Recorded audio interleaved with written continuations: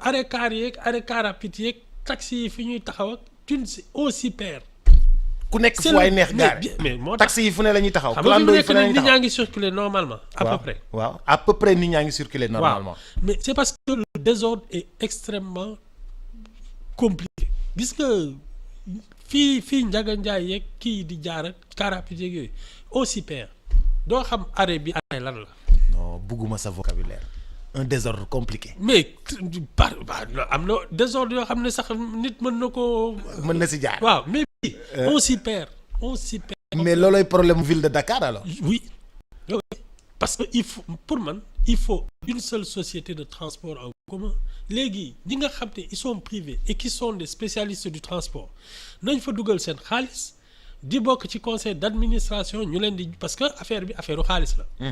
ñu leen di jox seen ay redevances soit mensuelles soit annuelles soit ni ñu xam mais on ne peut pas laisser la circulation comme ça ku nekk di ci dugg parce que te ñun yooyu lañ wax mais xam nga léegi mën nañ ci boole charrette ak cak-cak.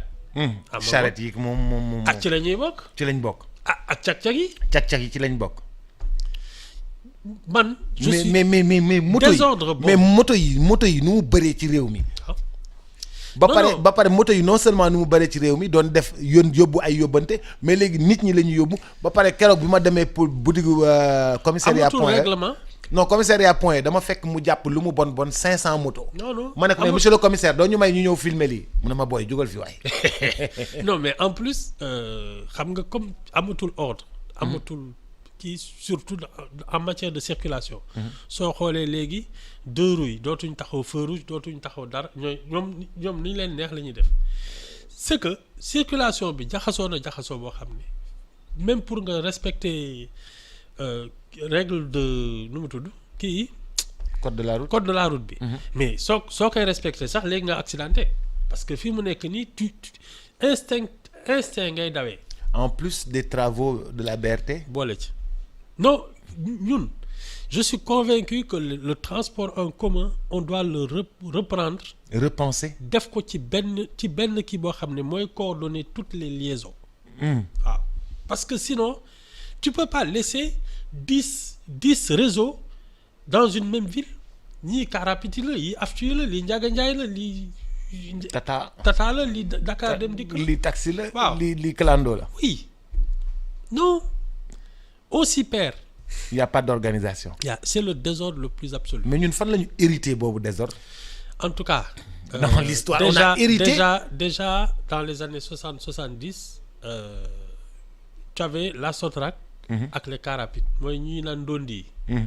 déjà boobu sax c'était ça commençait à être compliqué mais dañu jékki-jékki rek parce que Ndiaga Ndiaye moom dafa ñëw indi façon yi boppam. mooy ak Versailles beeg Mercedes bu màgget beeg. ndondi bi moo doon am Versailles. mooy kii bu ndaw bi ay Renault la woon mooy seen genre te xam nga yooyu à l'origine c'était des trucs de transport de marchandises. ñu ñoo ko aménagé def ko car rapide. noonu la tàmbalee. après Ndiaga Ndiaye yegg si moom il était plutôt fort ci transport banlieue ak. Rufisque Wakam Mbao waaw Rufisque et tout ça ak Wakam tali Wakam bi amoon na ay mooy Mercedes yu weex yi. ñoom noonu lañ leen doon xàmmee. Ndiaga Ndiaye mais ils étaient nombreux. mooy Mercedes yu weex yi. effectivement déjà muy 3 ñu am 3. ñu jékki-jékki bon clando yi commencé dugg. clando yi Pikine Guédiawaye syndicat. ba pare à un moment Kër taxi da nga doon am taximètre parce que c'est ça le nom man je me souviens da nga doon dugg taxi mu commencé 40 francs mu am machine boo xam ne day kii soo doon jógee par exemple zone B ba Liberté 3 wala tu payes 110 francs 120 francs. non Ibou Fall bàyyi ñu loolu xanaa temps guerre ba la. dans les années 70. mais Ibou Fall xanaa loolu. temps guerre bi la taxi mu ne la parce que et puis. mu bës benn genre caabi mu def. voilà. et puis kii bi di daw taximètre bi. donc on te amul waxaale amul dara da ngay dugg mu dugal kii bi jusqu'à minuit à partir de minuit double tarif la lay def c'est-à-dire kii bi day ni muy dawee day gën a gaaw soo doon fay 110 da ngay fay peut-être ay 220 230 loolu amoon na fi ñu jékki-jékki sooy dugg taxi ne man damay waxaale. bu ma defal machine bi. xam nga loolu mooy indi yeneen taxi yi nga xam ne amuñu machine. waaw. on est parti comme ça parce dans que dans un désordre oui, organisé. c'est ça parce que normalement distance yi c'est économique. Mais est-ce que am nañu solution fi ñu toll nii est-ce que am nañu solution pour man refaire ou repenser la ville de Dakar wala volonté étatique la wala volonté politique ragal naa li koy defar du ñu neex dara. li koy defar du ñu neex mooy waaw liy defaraat transport bi du ñu neex. waaw mais il faut tout reprendre à la base et je suis convaincu qu'il faut qu'il y ait une seule société de transport au moins urbain parce que lii yëpp moom mënul dem chacun ne peut pas avoir son propre itinéraire di def lu ko neex. mais Ibou li koy defaraat du ñu neex mooy la Ibou yow ay révolution rek ngay annoncé. ah déet man kat Ibou Fall ay révolution rek ngay annoncé. xam nga ko xamul buur dee na. ah. buur dee buur saay na. xam nga ko xamul ñu ne la buur dee na soo déggul loolu li nga dégg leneen lu gën a kii lu gën a ñaaw. lu gën a naqari. waaw mais on fait n'importe quoi et moi je suis convaincu que le transport public ça doit être organisé d'abord par les autorités parce que ordre public la. Sécurité publique la. accident yeeg yi on n'en peut plus. nit ñaa ngi dee rek. mais loolu il faut ñu expliquer nit ñi ne ça relève de l'État. surtout transport bii nii. mais attends c'est pas possible lii ñuy def nii mais duñ ci jóge. duñ ci génn. non transport bi du baax.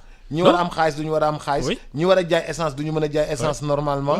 ñi war a jàngi duñu jàngi. exactement ñi war a liggéey duñu mën a liggéey. désordre. ci désordre bu ordonné la ñuy nekk. ça ne marche pas. ku nekk da ngay tëñëx rek mais lii ça ne fonctionne pas.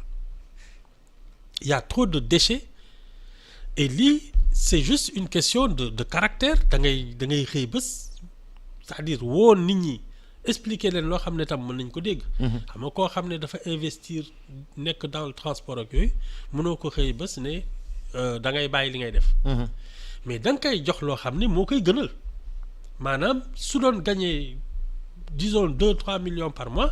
fexeel ba muy gagner 4-5 millions par mois mais au moins en plus tu as l'ordre public à gérer parce que lii mënul dem on ne peut plus laisser les gens faire n'importe quoi.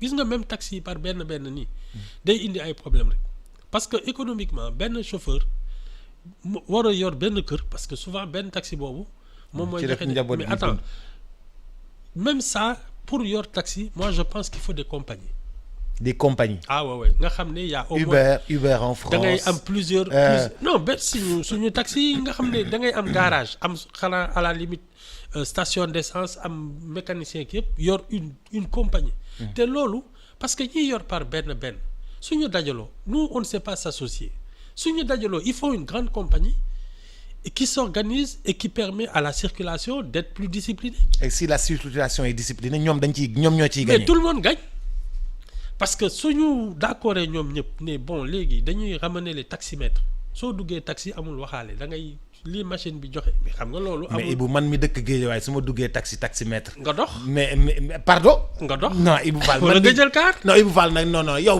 xamoo li ngay wax. c'est que yow mosoo dem Guédiawaye yow ay zone B nga dëkk. yow xam nga yow yéen ay bourgeois ngeen.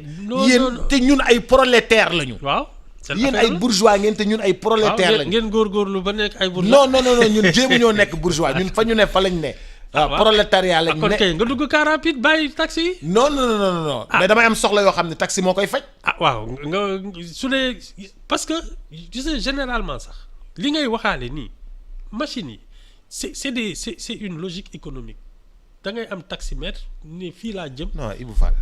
mais léeg-léeg ñun bi ñu juddoo ba léegi mosuñoo gis taximètre xam nga. man xam nga ñëw ne ñu léegi da ngeen di dugg taximètre. xam nga kañ nga koy xam. mu am yenn période fête yi. période fête waaw wala oto ñàkk. ci ngay xam ne taximètre baax na. xam nga léegi-léegi da nga doon fay 2000 francs 2500 jëm Guédiawaye. waaw su yëf yi seeree dëgg ay fêtes yi compliqué ak yooyu dañ leen ne 4000 la wala 5000. 10 000. voilà taximètre amul mu neex amul mu naqadi.